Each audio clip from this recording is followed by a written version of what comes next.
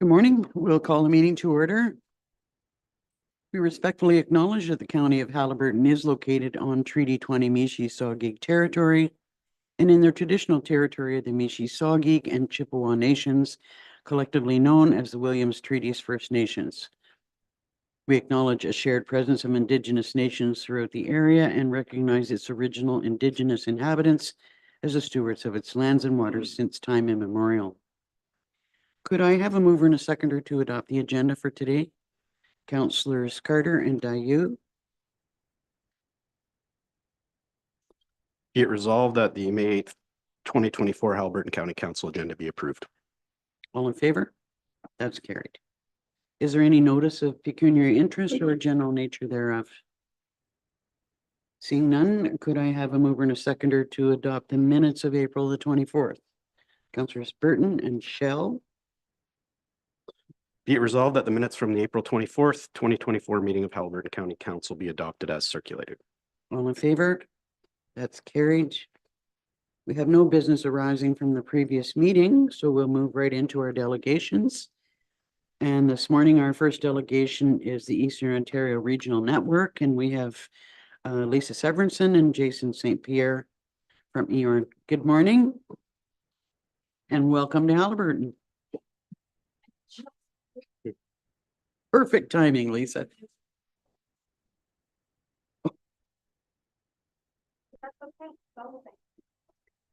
Is your microphone on?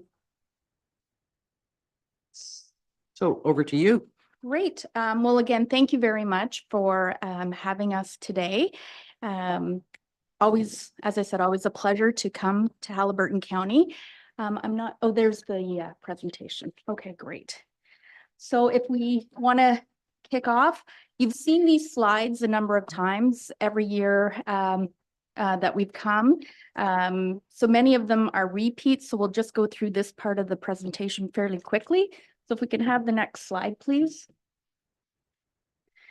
So just as a reminder, we just want to, again, talk about the goals of the project.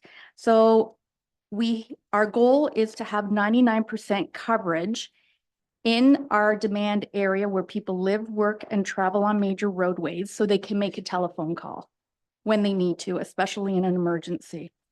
In 95% of the area, there will be coverage in our demand area where people live, work, and travel on major roadways. And so you could use your devices to do banking, social media. Sorry, I'm catching my breath here. Look at your email, web browse, things like that. And in 85% of our coverage area where people live, work, and travel on major roadways, you'll be able to access high definition services. So that would enable you to do streaming. So for example, I know last week I was in Belleville and I was at a course and I was not connected to their Wi-Fi. So I actually went out to my car and I was able to do a Zoom meeting I needed to be on from my car. And so it'll enable things like that. Or if you have your EMS folks or your public works people out on the roads, they'll be able to connect with either the hospitals or in the event of an emergency, they could live stream with the emergency room. So that's very important. It also means that there's more capacity in the network. So it's not just about coverage, but it's also the ability to grow that network. Next slide, please. So again, as you've seen this slide before, we'll talk a little bit about the funding for the project. So the provincial and federal governments both are contributing up to $71 million. The EOWC and 9 of the 10 members of the Eastern Ontario Mayor's Caucus, they're contributing a little over 10 million.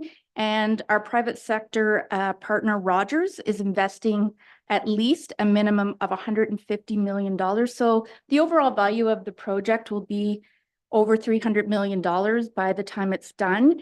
And in Haliburton County itself, there's over $30 million, almost $31 million of infrastructure investment. Next slide, please. So we're going to talk a little bit today about steps to construction. So I'm just going to borrow some of the notes that Jason had. So one of the, it takes anywhere between 12 to 24 to do the first boxes that we need to do. So we have to find a property. So what happens is we're building a network. So towers are dependent on each other to make the network fulsome and work properly. So the real estate agents, they're called vertical real estate agents, they go out, they are provided a search area by Rogers, the technical folks, and they go out and try to find a private landowner, or it could be a municipality. We do not have towers being built on Crown land. They try to find a property, and then they negotiate a lease. And once that lease is negotiated, archaeological assessment. So we have to do stage 1 and stage 2. Stage 1 is a desktop review. Stage 2, they're actually out in the field and they do a test pit to ensure that there are no artifacts or other things that could have an impact on the site. And we also involve our First Nation communities, and natural heritage assessments are done on the proposed sites that are being built. After those are done, we come to the local municipalities for land use authority. And we do know that in Haliburton, there are still 11 LUAs that need to be completed. We're kind of getting to a crunch point at this time. The project needs to be completed by 2026. And because this process, once the LUA is passed, we notify the province and Rogers that construction can start. They then send crews out to do site prep. They order the supplies, etc. And then the final process is actually getting those towers built. So the first first 6 steps take anywhere between 12 to 24 months. And then it's the actual construction of the tower. And so with that, they have to schedule crews, build the tower, and then they have to submit layouts to utilities because all of those towers have to have electrical hookups. So there are things that can impact those towers going live if there's delays with receiving any type of construction material, or if there's a backup with the utilities. So as I said, we're getting close to a point where if we don't start moving on some of the towers and the LUAs, it's going to put completing those towers in jeopardy. So right now there's 11 that still need to be done. 3 are nearly complete. 3 are in public consultation. 3 are in pre-public consultation with the planners, and 3, from what we have been told, haven't started the process yet. So again, we appreciate what has been done to date, and we know that everybody is busy at the municipalities. If there's any way that EORN can help you with that process, let us know, and we'll try and help out. But we just wanted to bring that forward today. We can go to the next slide, please. So duty to consult is a major part of our project. There are 18 Indigenous communities and organizations that we are working with for this project. We were delegated the responsibility for consultation by the Crown. It took us 13 months to satisfy the requirements of the federal and provincial government that we had completed meaningful consultation to allow construction to start. So that's why the project is now going into 2026. We have had over 160 meetings with the various Indigenous communities and organizations to date. And it's a process that we will work with those communities and organizations until the end of our project. So a big undertaking.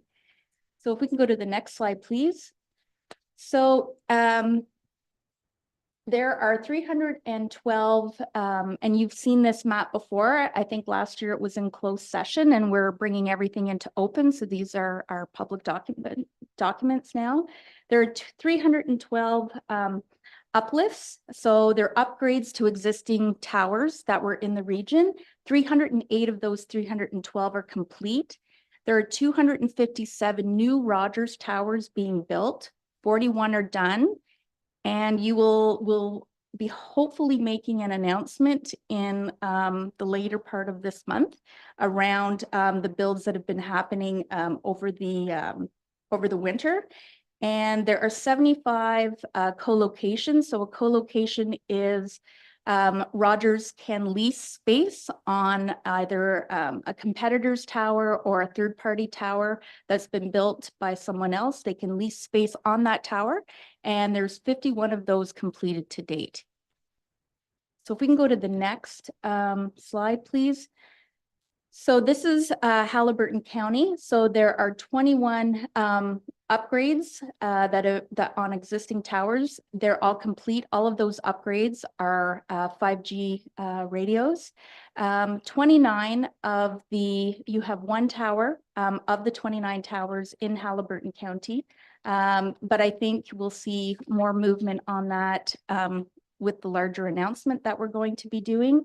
And 2 of your co-locations of the 4 have been completed for Haliburton County. And I think what interests you as politicians, if we can go to the next slide, please, is the actual locations. And I know that you received those in your packages and can go through those at your leisure. So if you want to just go through the deck quickly, we don't have to go and talk about each site independently, but those are your uplifts. All, as you can see, all of those are completed.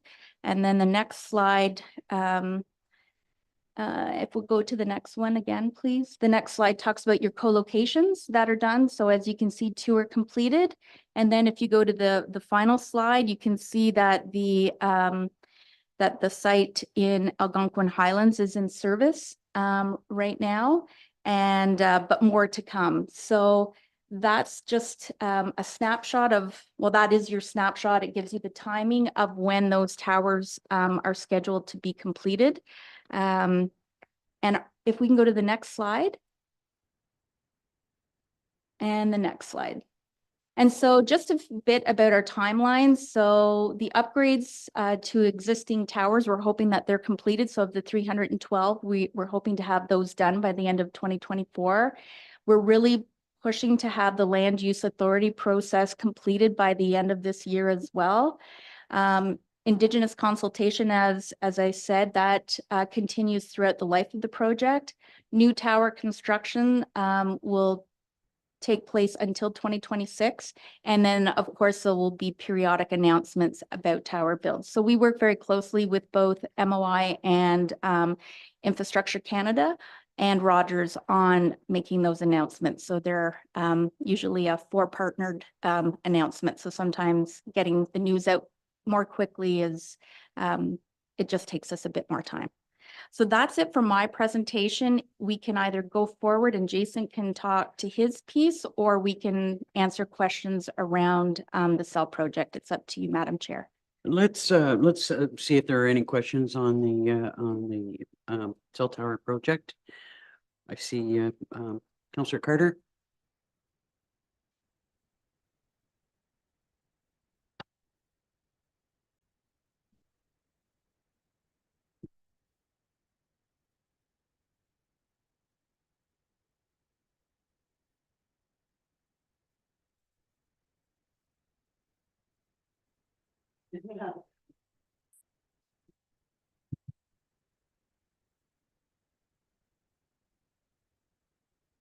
On the cell towers, what about high-speed internet, which is sort of the second part of all this, and broadband? Is that going to be, associated with these towers? And if so, is it going to be separate from, the cellular high speed?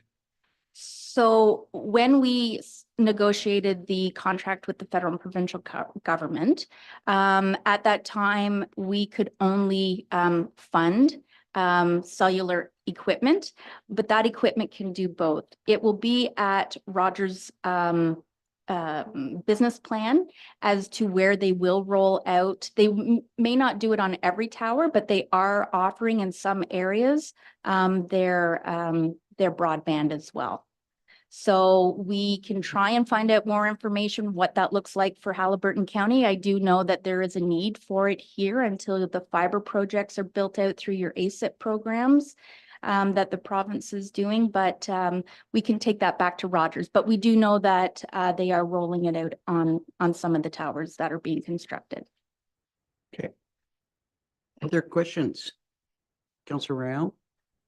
Yeah, in the early stages, we had some challenges or some negative feedback on some of the public presentations that were made from Rogers to the people in the area. Do you know if that has been investigated and kind of resolved? Because it created unnecessary stress. So we have, when we are told about or made aware of challenges like you're speaking to, we have brought it to the to Rogers' attention. So they have a department that deals with land acquisitions. The vertical real estate agents, they're consultants that Rogers hires on their behalf. So Rogers does address, if you still run into challenges, please reach out to us and we will address it with Rogers immediately. Because again, everybody should be treated respectfully, and we want to ensure that that's happening. Other questions?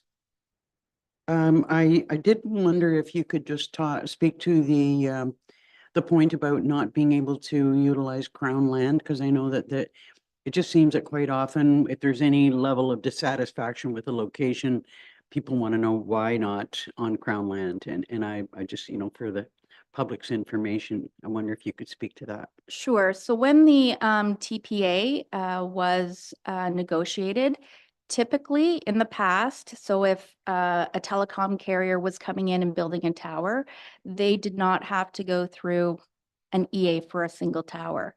So for our project, it was negotiated that environmental assessments were not required unless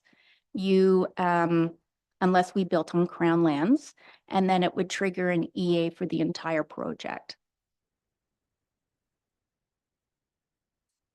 All Is there- 257 sites, not just the one site that would be potentially on Crown land. Okay. So The other comment that I'd like to make, speaking to response from EO and when there's problems associated, I know we did have a little bit of a problem at one of our sites on Maple Lake with the hydro hookup, and your reaction and response was really quick and much appreciated. thank you. Any other questions on the cell project? Okay, moving into 7 and 7.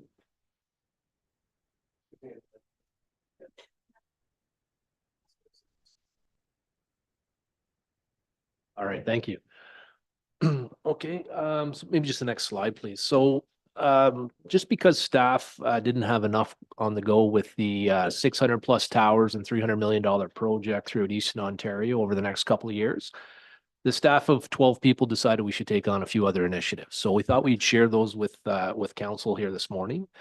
So a couple of items that we've been working on or have just completed. So recently in May, we did present to the EOWC and the wardens the 7 and 7 regional housing plan. This came out of an original business case that was built by KWM and presented to the EOWC. The EOWC then engaged with URN to see if we'd be able to work on a more detailed business plan and be able to provide that to the wardens. In May, we did present that. Sorry, in the end of April. Sorry, we're supposed to present in May. Got it moved up. So at the end of April, we did present that to the wardens, and a committee will be struck, I believe, through the group to take the next steps on that. So it was a little more labor intensive than we anticipated it to be. It turned out to be a rather detailed and large document, but we are quite proud of the work and the effort that went into that, and it's been well received to date. As well as that, we've been working with a company called Transnomus, which you may know from the 511 system I believe you use that through this areas. They've done a lot of really unique and interesting work in the right-of-ways, and we saw an opportunity to work with them in a project called Permit Central. And Permit Central is very similar to the broadband one window that the province announced was part of the ASIP program. But what was different in this is it ties in a little bit better with the 511, the existing 511 systems. It allows for the visibility of permits and who's working in the right of ways. But from a municipal perspective, we also built in the ability to charge for causal costs back to the ISPs that are doing work. So if they're working in the right of ways under the CRTC direction and Telecommunications Acts, you are entitled to be able to cover off some of the causal costs. And there is a very detailed chart on what's included or excluded in that. But through the introduction of this and where we've been successful, we have been able to recover some of those costs that are put out by local municipalities in working through the ASIP project. And that's been, we were working with the county level at Haliburton. We've been working with Mike previously to present this, and we've had some discussions with some of the local public works groups as well, and continue to support that initiative. On top of that, we are in the process of completing our 5-year strategic plan. So we'll be presenting that to our board at the end of May. Started that process at the end of January, and that's gone quite well. So looking forward to being able to share that with councils and with elected officials on the direction that ERN is looking to move in the next 1, 3, and 5 years. Next slide, please. One of the projects, though, that did, maybe the next slide, please, that came out of the 7 and 7, and this is not a new project. You may have had Frontenac County here. They are sort of a leader in the communal servicing space. They've been working on this project for the last 7 years and really taking it on the chin as far as the introduction of the technology and some of the policy concerns and the legislative aspects that are challenging to introduce new technology like this. But from the 7 and 7, we really saw an opportunity. We looked at municipal lands. A lot of them are in unserviced areas. And this technology this technology would allow for the potential of unlocking some of these rural lands and allow for a certain level of densification or more efficient use of some of those lands. On well and septic, we appreciate that you need a rather large footprint to be able to build homes on this.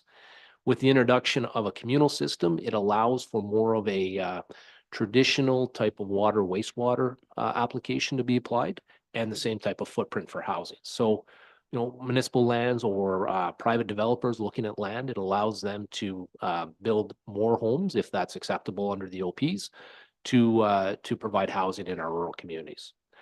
They are often referred to, and you may hear them as decentralized systems.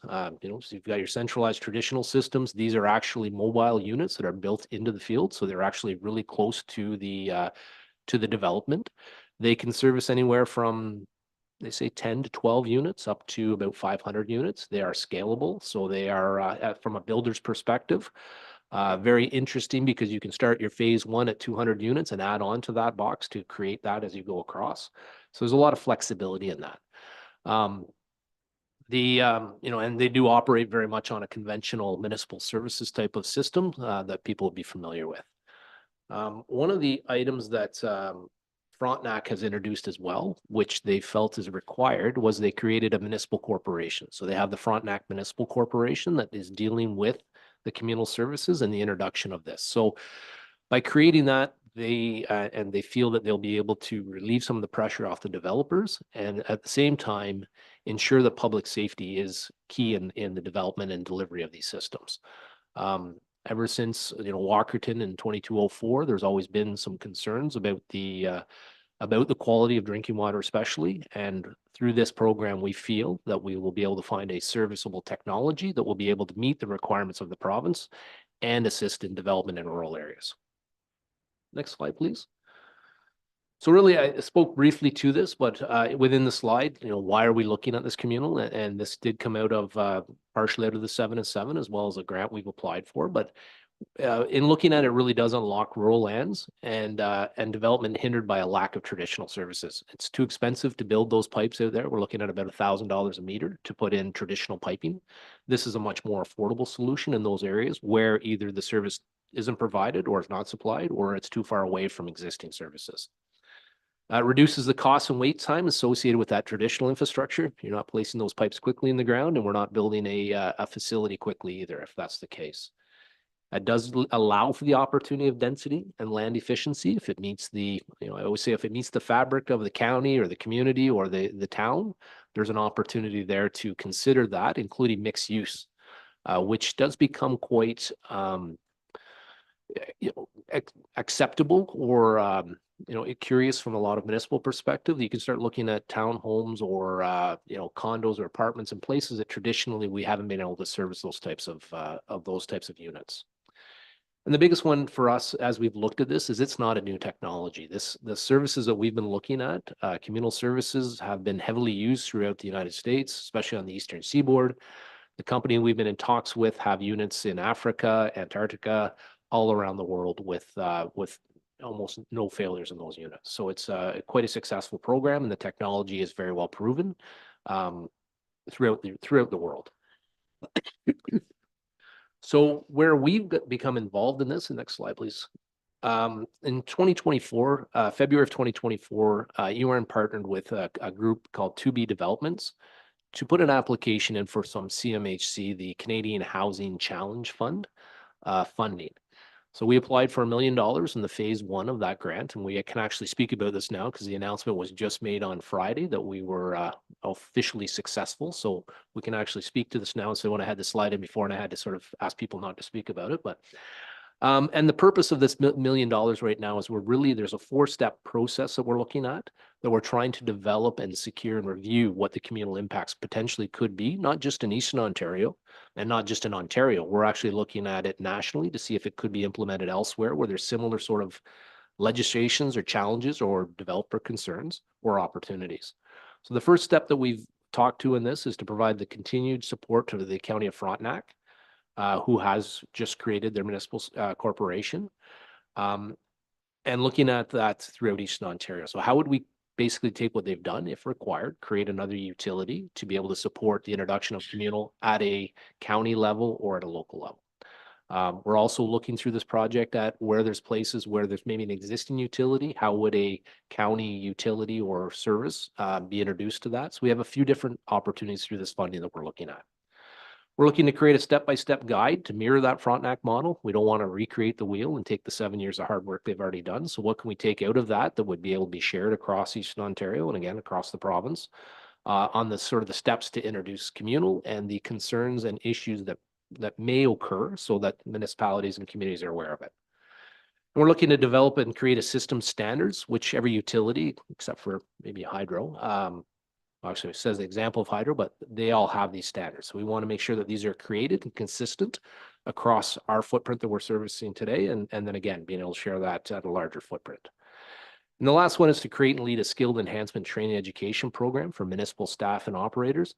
This one we are actually under review. We're not sure that that's going to be required, but there is an educational aspect that we are participating in sessions such as this, or with directors of planning and development, the CAOs, local municipalities. We're willing to come out and have a discussion on the opportunities for this technology and the services that it could provide.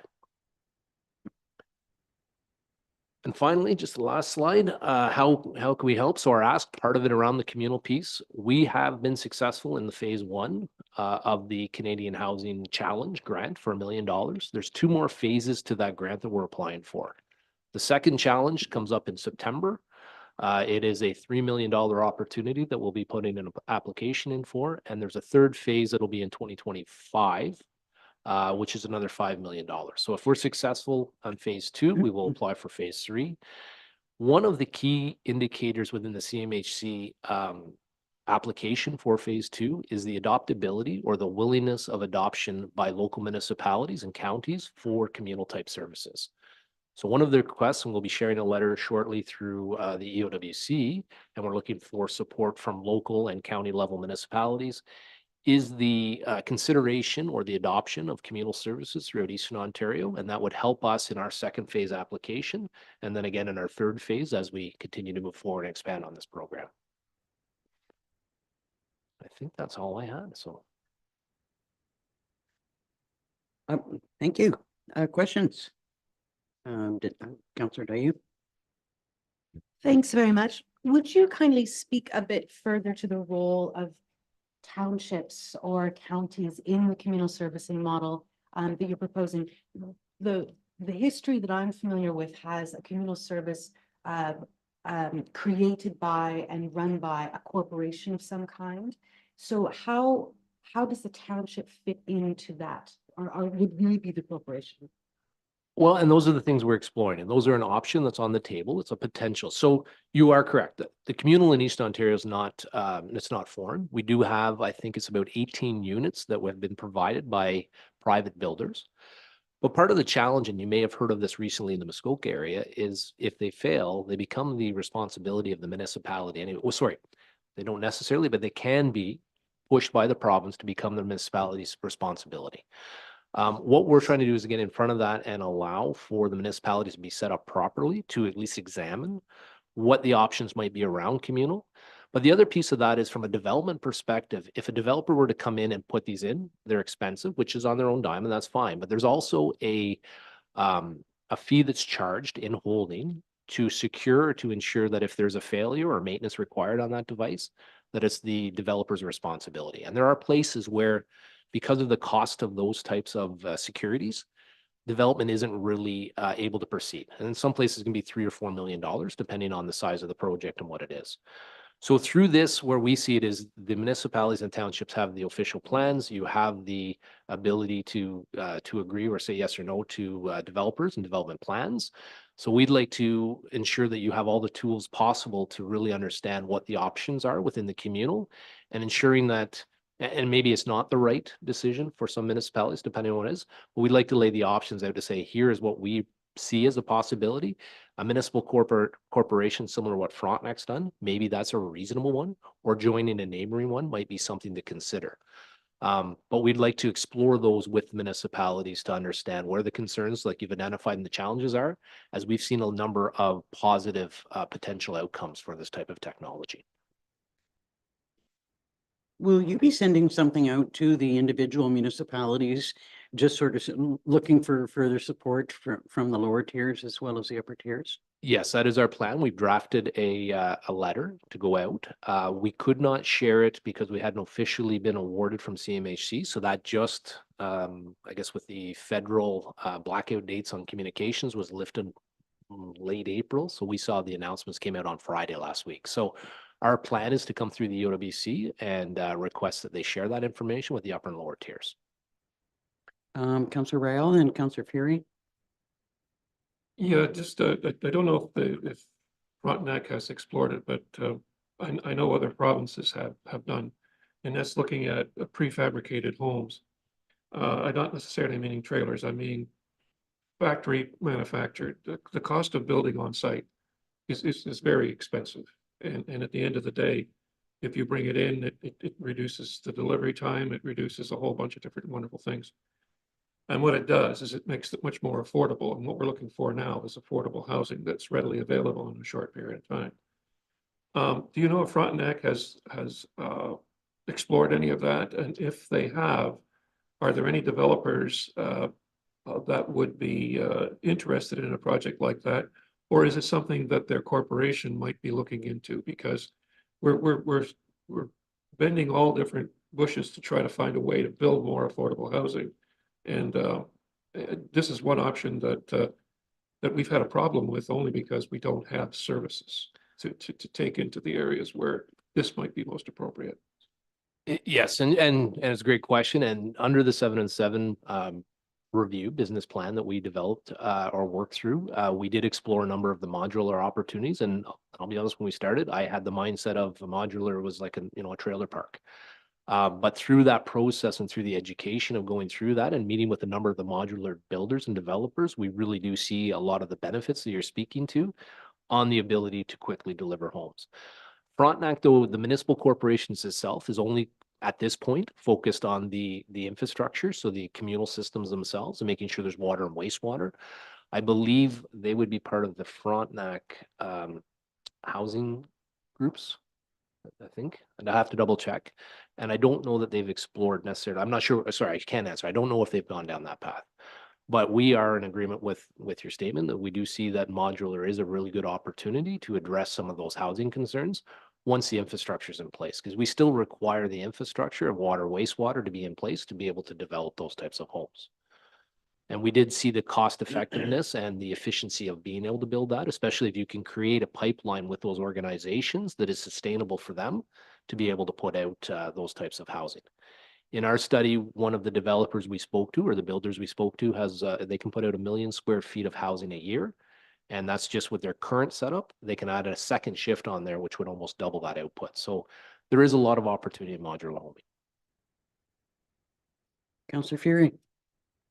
Okay, does the Ministry of Environment have to issue a C of A for any of these, or are they exempt from that? No, this is still, that's part of what we're working through as well, is to really Okay. understand where and which legislative bodies are impacted, because there's actually, from my understanding, there's two. One is the environment, and then there's the clean water, if you fall within a clean water footprint. Okay. And those two organizations run parallel together, but very seldom cross to the final decision. And it's not been unheard of that one will be okay with it and the second one may not. So that's part of the challenge that Frontenac's been living for the last 7 years, and they're trying to address through the introduction of these technologies. Okay, and the other thing that I think I heard you say that bothers me, if something goes wrong, the developer is responsible. What happens if the developer's not there? It'll come back on the township, sure. And that has been a concern, and that's why we're trying to identify these types of opportunities and options for municipalities to try to get in front of that. I am not clear or sure what the approval process would be for a private developer to come into Haliburton County and say they want to put one of these systems in.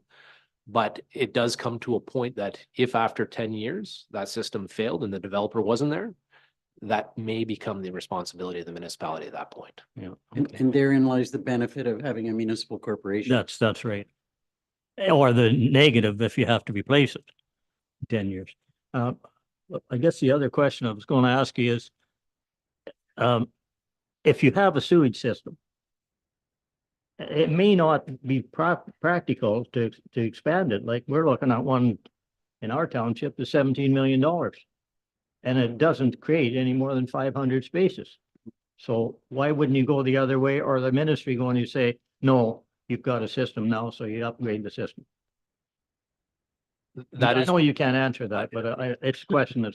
I wish I could Yeah. answer it, but I can't. But it is part of what we're looking at, is to understand the business plans or business cases around that and how that looks from a municipal development perspective, and trying to take the full lens in. So the company we've partnered with 2B does a lot of development. And so they're bringing the development focus with us on this, and we're bringing the municipal piece. So it's a good blend right now to try to answer exactly those questions, because Lindsay from 2B sees those challenges as a developer, and we're seeing some of the other challenges from a municipal perspective, as well as many of the risks. And we want to ensure that we have the right information in front of municipalities so you can make that decision from both sides. Well, it's good news for rural Ontario anyway. You know, Councillor Carter. Oh, just one moment for Ms. Everson. Sorry, I just wanted to, through you, Madam Chair. So for example, in the city of Brockville, they have their own water and wastewater treatment plant, but they actually have a system just on the outskirts, because their facility was at max capacity, and they actually have it's right on the St. Lawrence, right in one of their, right beside a public park, and there's no smell. There's people wouldn't know what the little building was. Everything is in a sea can. They can put the technology in a sea can that you would. It's amazing how much that technology has advanced. And I mean, if you're ever in the area, down in the Brockville area, because they are an Eastern Ontario facility, happy to help coordinate a viewing of the technology and go through their plant. But there are many municipalities who are at capacity and go to these systems. Councillor Carter. Yeah, I know everything with these municipal services corporations is a bit theoretical now, but aside from the water and the sewer, what other things do you think that could be run through those corporations? yeah, and honestly, at this point, I would be speculating, so I'm not really comfortable to be able to answer that, but I will take that into account when we come back and share where we're at with that study. That actually would have been a question that I wanted to ask as well. If you know whether a municipal corporation can take on more than one function. For instance, one of the things that we've talked about here is a municipal corporation for waste management in the county. Could a municipal corporation look after two functions? Yeah, no, I've made a note to take that back and we'll try to get an answer. You have a question? Go ahead. We can also look at that as staff as we're going through the process of the Municipal Services Corporation for the tourism side of things we're looking at, Mr. St. Pierre. So I can ask that question as we explore to get some answers for council. Great. If that's okay. Thank you. Councillor Dayu? Another idea perhaps that you could think of and bring back if the information isn't already there is what does density mean practically? I know that a lot of us are looking for higher density hamlet kind of developments, but there are other spaces such as in Algonquin Highlands where all of our residences are along lakefronts and everything else is crown land. So is there a scientific scope of what density would look like beyond which it doesn't make any sense anymore? The physicality of that would be really interesting. We can take that away, but on our initial studies, and really this is why we don't have any say in the local municipalities, and that's why, I preference that to say it's critical to the fabric of the community, because you have some communities that are really looking to maybe in a more of an urban area to create more densification. And maybe your lakefronts you don't want to, and that's a decision of the local municipality. But if we look at, just basic simplistic math that we've done some of the studies on, it's essentially almost a 5-to-1. So today on a 1 acre lot or an acre and a half, you'd build one house with a septic and water. We're proposing you probably be 5 single family homes in that space. If you start into mixed use, again, now you're into apartments, you're into townhomes, you're into walk-ups, there's different options. So I think the challenge around labeling density really depends on the type of building you want to do and then what the local municipality is willing to take on. And I will say South Frontenac has done a very good job on that, where they held a public consultation with the community to say, here's what we're proposing or suggestion.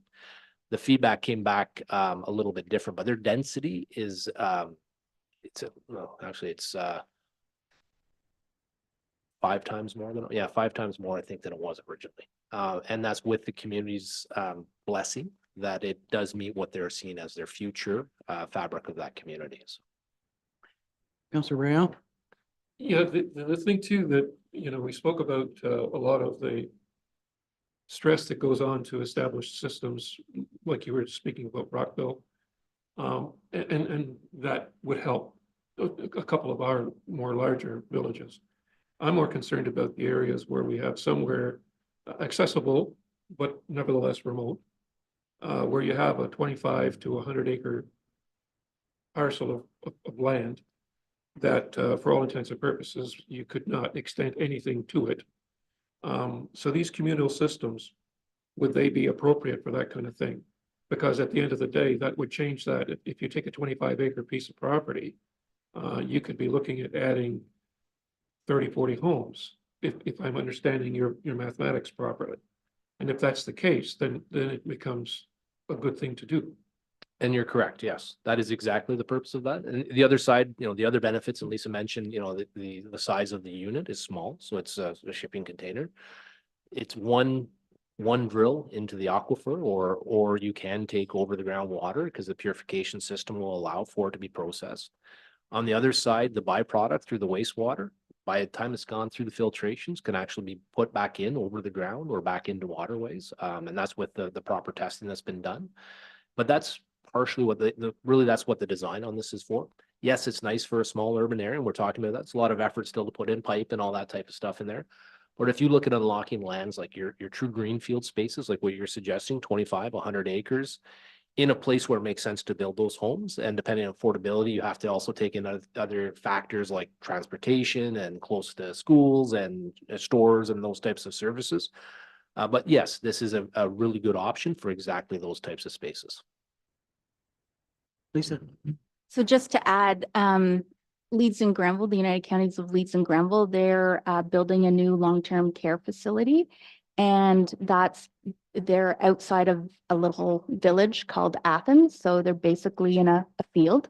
That's where the existing long-term care home is. And with the new facility, it will be on a communal system. So if you had questions, they too, the county would have information as to how they're using that type of a system for their long-term care facility. I know that there's a lot more interest being generated about communal systems. I've had a number of people ask, in Algonquin Highlands, for instance, of people who have rural properties that are interested in, small a development, but, realizing that a communal system like this would really be beneficial to them and make it possible. So, great information for us all. Further questions, Councillor Carter? So in knowing a little bit about these systems and the density, it would seem to me that probably the limiting factor is going to be how much groundwater you can take out to service. Because you'll be able to handle the wastewater. It'll just come down to having enough groundwater for the the number of units you're going to build. The second part of the question, though, is that we don't have water and sewer, obviously, in the countryside. The other thing we don't normally have either are wires. Have you been working with whoever, Ontario Hydro, IESO, whomever, to be able to say, hey, if you come up with these developments, we're actually going to give you the power that you need? Or are they going to say, well, we'll put it under advisement and 10 years from now, we may run an extra circuit? Yeah, so just to answer the first question, you are correct. Like the same water studies need to be done. The one difference on this is yes, an aquifer can be used. You can also use, lake water, or if that's again, but there's certain levels you're allowed to draw from, and that all still needs to be considered.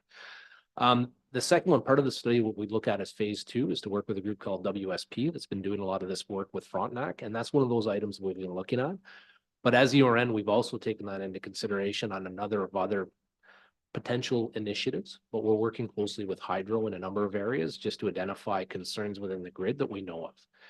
And that is, their grid's not new, and there's a large amount of growth in Eastern Ontario that since COVID really probably was not anticipated by anybody, and they're trying to play a lot of catch up in that space right now. So we are sharing information where we are aware of it on primarily around our cell gap. We've been having a lot of regular calls with them, but we've also been working to support the province in any of those types of issues on the ASIP program where there's some concerns around that. Even though it's not a requirement of Hydro, they still have to replace the infrastructure. And this is another opportunity we see to be able to say, okay, we know that we're going to put these in here. And that's part of a study that the developer would have done as well to ensure there's enough power in the area to support not just that system, but also now, some of the requirements around electric charging in houses. Like there's a large requirement now to be able to support that, including the density. So there's a lot of moving parts there. I think as subdivisions become identified, that would be part of that discussion that would have to take place with Hydro on the grid. Any other questions on either the CellGap program or 7 and 7 and communal servicing? If not, I'd like to thank you both, particularly for the distance that you've driven to come and see us today and bring us updates. So thank you to you both. And if I could have a mover and a seconder to receive the report, Councillor Trial and Diane. We're just gonna send it to her. And if you ever need us to come to your local council, we'll have to do that. We've been to visits, I think, so just rates as well. So we're happy to do that. Great, thanks a lot. Be it resolved that Haliburton County Council receive for information the Eastern Ontario Regional Network update from Lisa Severinson and Jason St. Pierre. All in favor? That's carried. Next up, we have the Ontario Highlands Tourism Organization and Nicole Whiting to bring us an update as well. Good morning.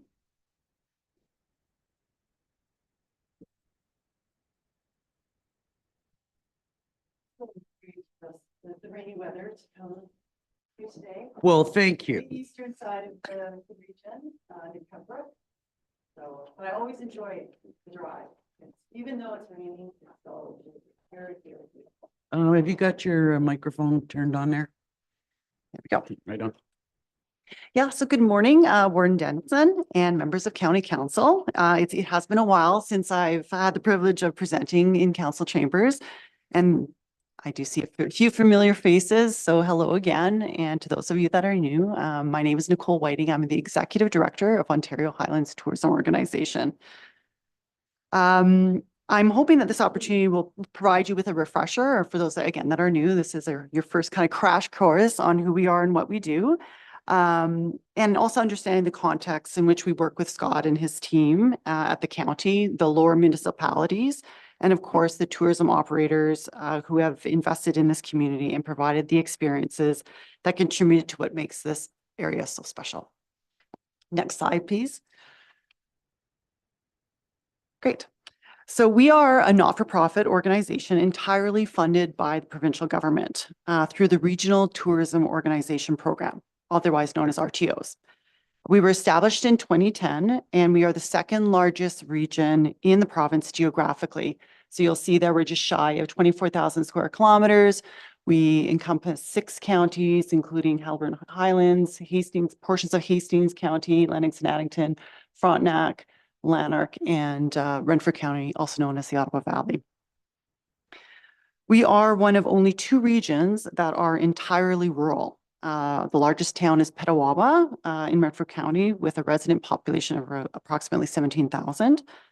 And we receive an annual budget of $740,000 a year to deliver on the RTO mandate, which is the lowest level of funding relative to the 13 other RTOs. But we've accomplished a lot over the years, but certainly what we are most proud of is the strength of our relationships with our members, and especially our county partners, who have all been incredibly collaborative. We've always been an organization that was determined to stay ahead of the curve, to be the first to adopt innovative approaches in spite of our resource limitations. We are extremely fortunate to have partnerships over the years with communities that share those ideals. We also have an incredibly progressive board consisting of members from across the region. Barry Martin is here joining me today, who sits on the board, as well as Barbara Krause from Tamarack Lodge, who's also on our board. The board is very committed to understanding the needs of our sector, the opportunities within the region, and mindful of the challenges it faces. So in establishing the strategic objective of our organization, we ask ourselves, given all the input and the insights, what is the difference we want to make through our work of the organization? And our answer is reflected in our approach. Next slide, please. So we aim to strengthen our communities through responsible tourism. We recognize the quality of life we enjoy in our communities, especially in this county, would be significantly diminished if we relied solely on locals to support the experiences that make this area a great place to live and work. But we also recognize the cultural fabric and the natural environment can also be compromised as a result of tourism. Thriving communities understand the value of tourism and the importance of considering both the needs of visitors and residents when developing their destination. Next slide, please. So thankfully, we're seeing a growing trend in economic development circles of acknowledging the broader value of tourism beyond the economic benefits of the obvious metrics of visitor revenue, tax revenue, how visitation is a wonderful linkage to resident attraction and investment attraction. And certainly this was accelerated during the pandemic. But as an organization, we've actually stopped including these stats in most of our presentations because, quite frankly, we found that they were not generating the response we needed to garner greater support for tourism. In fact, as soon as we started referencing what was at risk, if the visitor economy wasn't taken seriously in economic development, we started to see some ears perk up. So think of your favorite coffee shop or restaurant where you catch up with friends and family, or the trails you access for exercise, adventure, or just to be close to nature, or the music concert that gave you the goosebumps because the music was just that good, or the festival that brought together people you haven't seen for a while. Well, you get the idea. What is soon to become the next buzz term in placemaking is the importance of third place belonging. So our first place of belonging is our home. Our second place of belonging is our work. And our third place of belonging is within our community, in those social settings where we gather with friends, family, and strangers in our community to feel connected. So this sort of encompasses the social benefits, that diversity of amenities, the improved quality of life. Then there are the cultural benefits, preserving the social traditions and legacies that promote inclusivity and appreciation of community. So tourism brings in prosperity for sure. There's no doubt about that. But it's the preservation of our community well-being that holds the greatest value. Next slide, please. So in responding responsibly, it's all about harmonizing that prosperity with preservation. And Haliburton County is very much aligned with this. In fact, watching your last county meeting about your short-term rental discussion touched on many of these themes. Next slide, please. And you'll see just with the list of the challenges the tourism sector faces, these could be the same challenges for other sectors when you consider economic development. There's inflation, there's interest rate, taxes that affect affordability when determining whether or not you're able to have the budget to travel. Housing, available housing, how that is intertwined with the housing shortage when you look at the short-term rental versus availability for residential, the resident population. Of course, labor shortages go hand in hand with the housing availability and transportation. And of course, climate change, we've seen that now consistently over year, how that affects the tourism sector, but also the resident population. And I'll touch a little bit on the financial support. We work closely with the Tourism Industry Association of Ontario, who's our advocacy body for the province. And they've acknowledged that the sector is seeing decreasing support this year within the provincial budget, stating there's a sense in government that the sector has received enough support through the pandemic.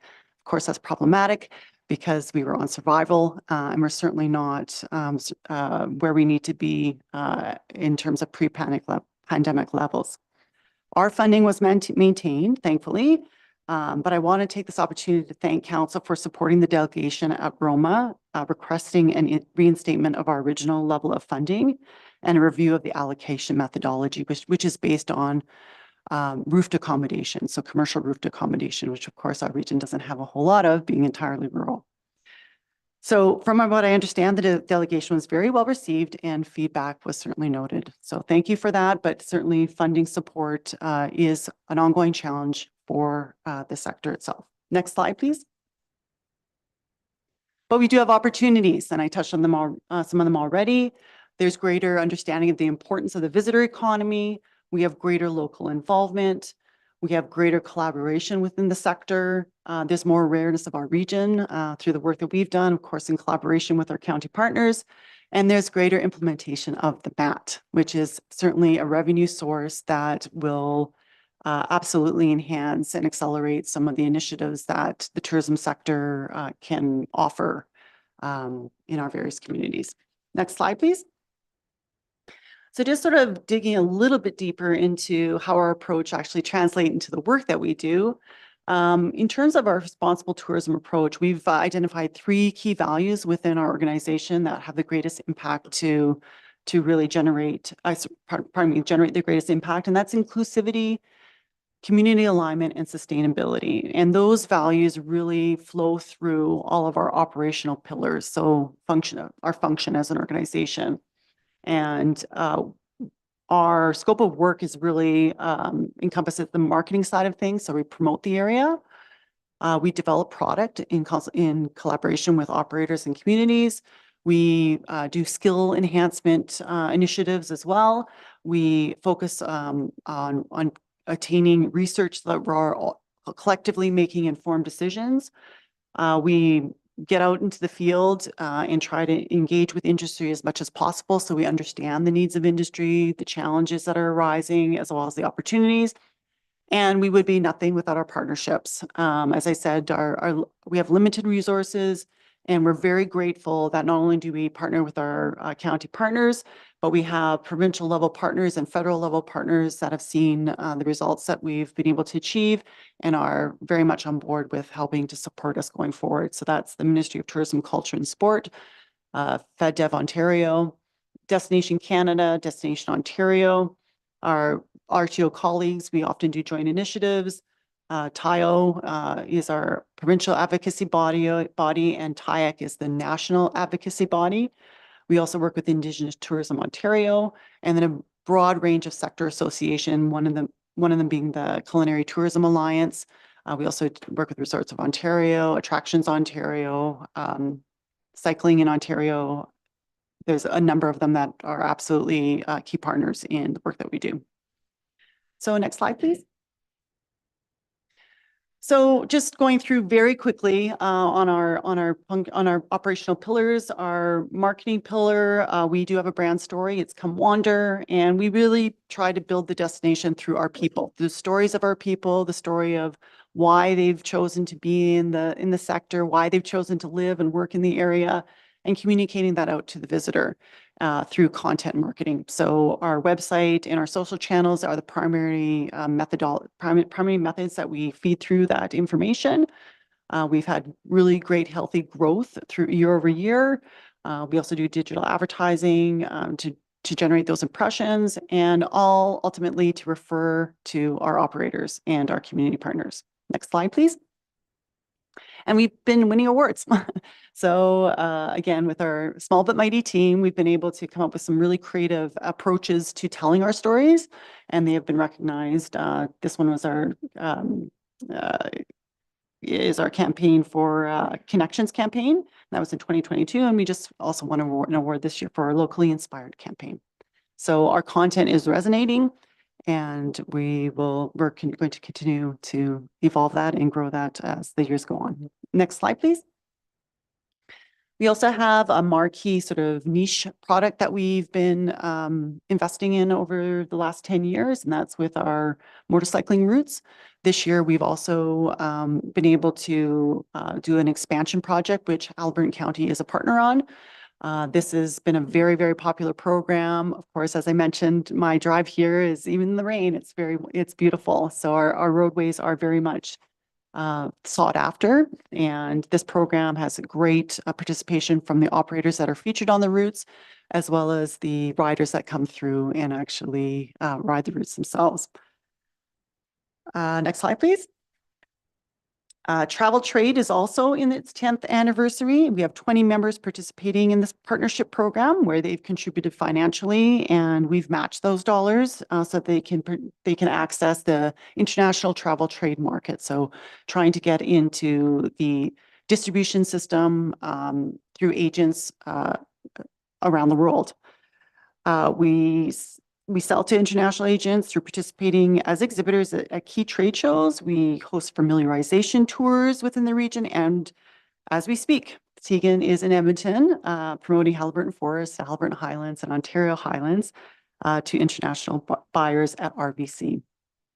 Next slide, please. We have a great relation, as I said, we have a great relationship with FedDev Ontario and have been able to offer turnkey solutions for delivering support to our sector. We had the Regional Tourism Relief Fund back in, just wrapped up spring 2023. And of course, the Tourism Growth Fund replaced that, and we've applied for and hoping to make an announcement on that application shortly. But that is to say that these partnerships at the federal level are key because, again, there's limited funds at the provincial level. And this sort of provincial federal alignment is really advantageous for us in terms of delivering our programming. Next slide, please. So I touched on skills development. We do offer mostly digital access to business development type of skills webinars through our Expand Your Knowledge series. And last November, we introduced a new member portal to enable our members to access those tools at any time. We are already undergoing an upgrade to enhance that to our members, which actually launches tomorrow. And what's really great about our next version is that all the supports for tourism are in one spot. So each operator gets and each operator gets its own landing page on comewander.ca. So everything is at their fingertips through this new portal. They continue to have access to our Highlands Highlight, which is by far the most popular communication piece that we distribute. We sift through and compile the updates, announcements, and opportunities that meet the needs and interests of our sector.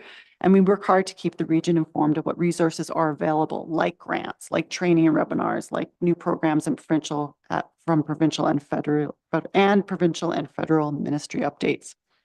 Next slide, please. As I said, research is really important, but can be cost prohibitive.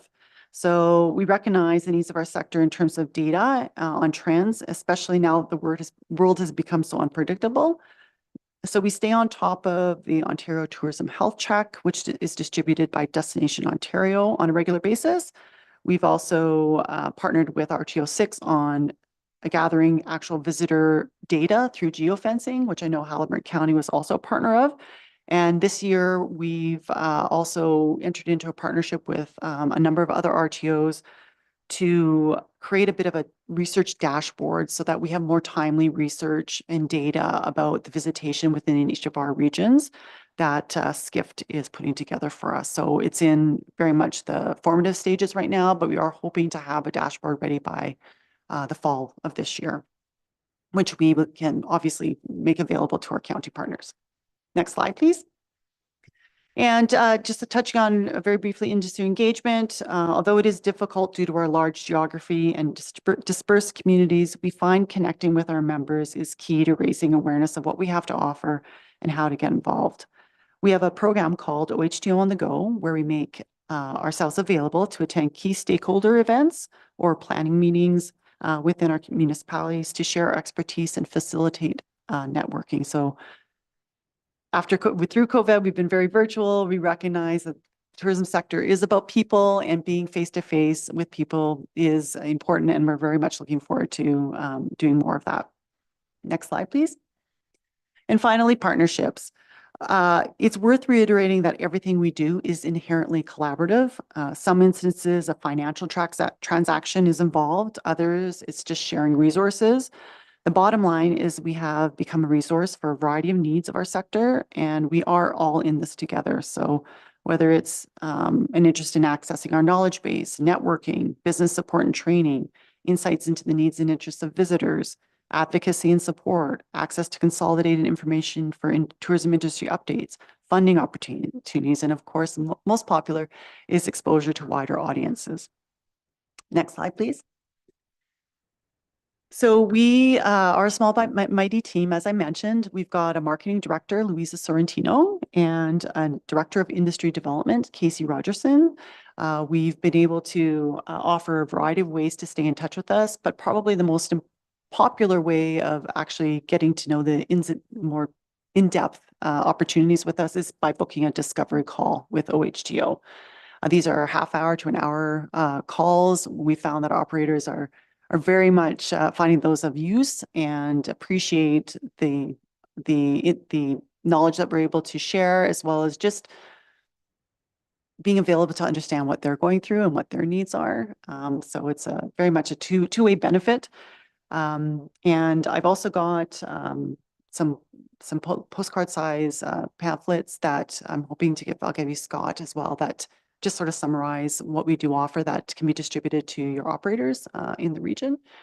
But there you go. That's the crash course on who we are. I'm happy to take questions if there are any. Thanks so much, Nicole. I know that I mean, Haliburton County is so much about tourism, and we really do appreciate all the work that you do for us and on our behalf. I look to questions or comments from council. Councillor Dayu. Thanks very much for all of your work, and your website is beautiful, and certainly nothing speaks more than beautiful photography, and you've really nailed, I think, what we are all about in this region. I do see on your website that you have you're working with a couple of provincial parks. You've got Bon Echo, you've got Murphy's Point. As you know, for Haliburton, a big frontier of ours is with Algonquin Park. Could you talk to us a little bit about your relationship with Algonquin? And the reason why I ask is that along that frontier, we have so many service providers that provide support folks who want to go into that park, that it's it's a good part of what we're about as well from the tourism perspective. Mhm. Well, I'll just talk technically first. So Algonquin Park is actually part of RTO 12. So that's the region, that's our neighbor, Muskoka region. They are the other region that is entirely rural, similar to ours. But visitors don't know boundaries. So we often do in our content feature opportunities within Algonquin Park. But there's another factor, and I'm sure all of you are aware of that guides our decisions in how we promote the provincial parks, is the congestion that Algonquin Park has been seeing year over year. And it's an iconic park, there's no doubt, but we're actually trying to make the provincial parks within our region as notable because quite frankly, they are as beautiful and as, I guess, prepared to accommodate visitors. So we also we work very closely with Ontario Parks and that's their mission as well, is to try to disperse some of that high traffic visitation into the other provincial parks around the area. So we do where we can kind of highlight the Algonquin Park and our proximity to Algonquin Park. But more importantly, we're trying to actually raise the bar and raise the interest in the parks within our region. Councillor Real?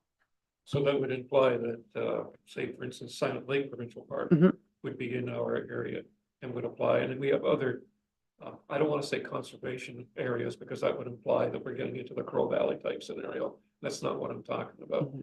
I'm more interested in the areas where it's been set aside for people to effectively communicate with nature and enjoy in a mutual benefit scenario. And we have other places in Haliburton County in the general proximity of it.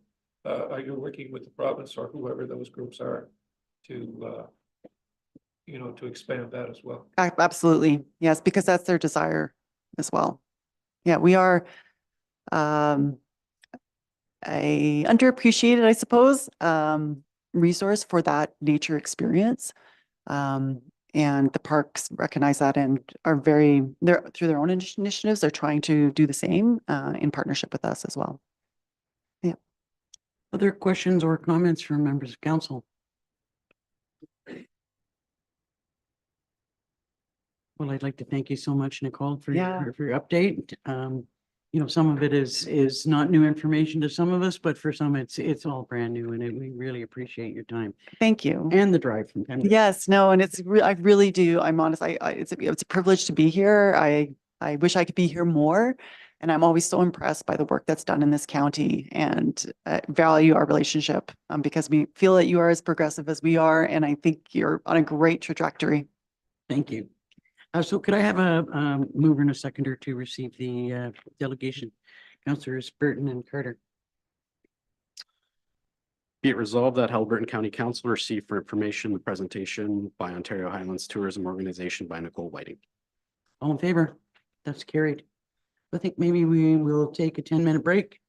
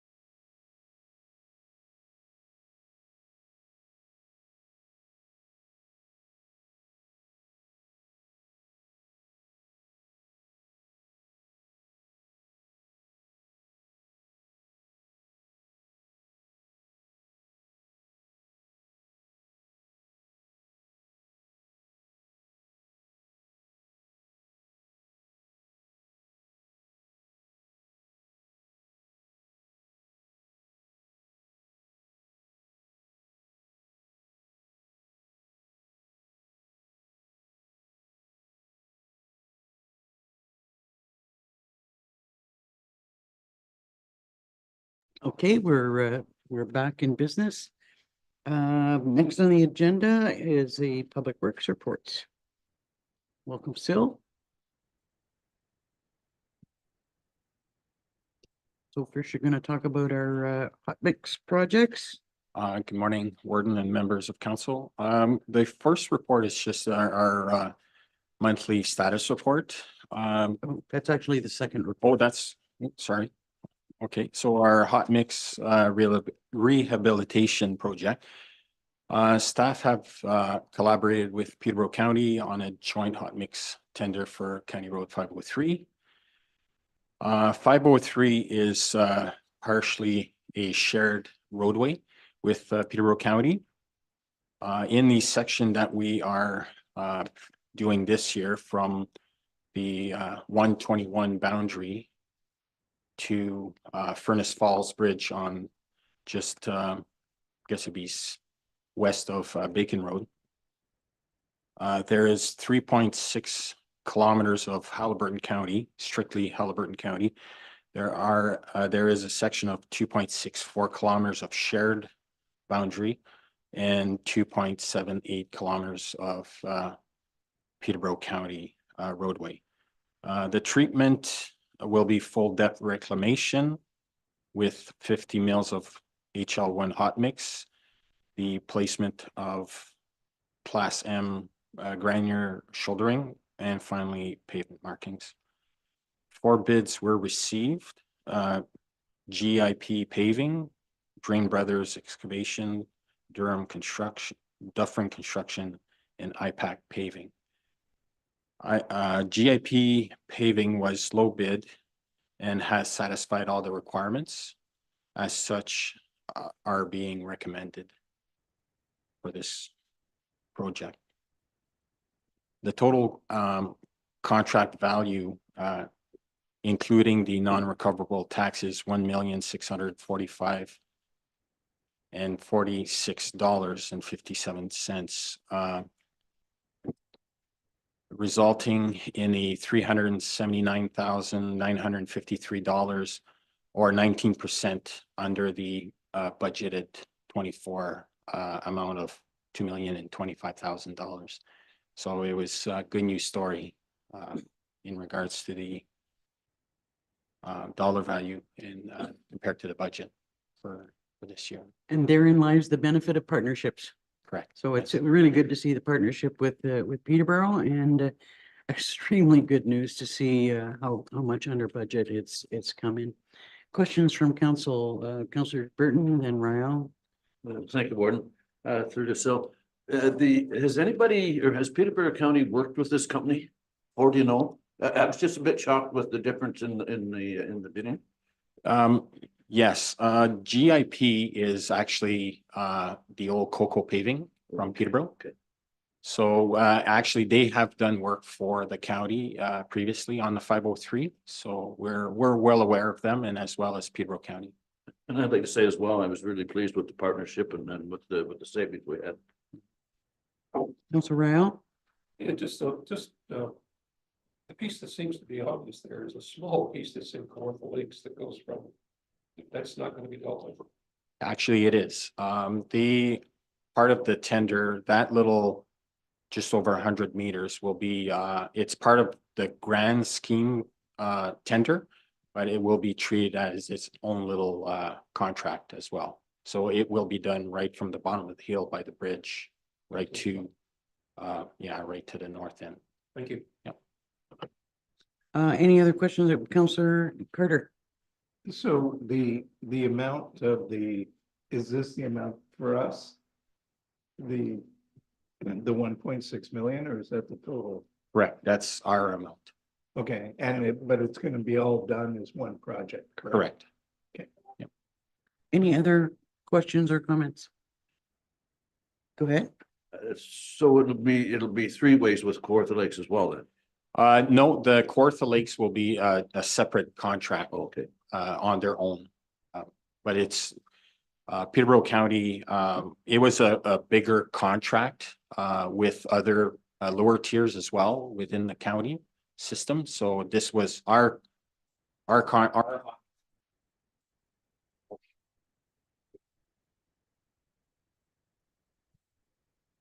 Councillor McKechnie. Yeah, how many kilometers would that be again? Like 9 kilometers. 9 kilometers around? Any other questions or comments? Could I have a mover and a seconder then to receive the report and approve the contract? Councillor Royale and Fury. Be it resolved that Haliburton County Council received for information the May 8th, 2024 staff report, 2024 hot mix road rehabilitation projects, and that Haliburton County Council approved the contract for the 2024 hot mix road rehabilitation projects be awarded to GIP Paving Inc. for the amount of $1,616,594.51 plus applicable taxes. And finally, that staff be directed to present a bylaw authorizing the warden and the clerk to execute the agreement. All in favor? That's carried. So next on the agenda are the bylaws. So the first bylaw is Just status. oh, I'm sorry, Sil. It's okay. Next on the agenda is the Public Works status report. It's our regular monthly status report. The only couple of items that I would like to update is our spring road restrictions have been lifted on all our roads. And our sweeping is well underway, so we're doing well with that. Are there any questions on the status report? Could I have a mover and a seconder then to receive the status report? Councillors McKechnie and Shell. Be it resolved that the May 2024 status report on capital projects, operations and approvals and road maintenance be received for information by Haliburton County Council. All in favor? That's carried. Now we'll go to the bylaws. The one bylaw on the books is the one for the paving hot mix. Be it resolved that bylaw 4246, being a bylaw authorized an agreement with GIP Paving Inc. for the 2024 hot mix road rehabilitation projects on sections of County Road 503 be considered to be read a first, second, and third time and finally passed, and the seal of the corporation be affixed. We need a mover and a seconder for that. Councillors Fury and Burton. And all in favor? That's carried. Are there any notice of motions? Hearing none, could I have a mover and a seconder for the confirming bylaw? Councillor Royale and Dayu.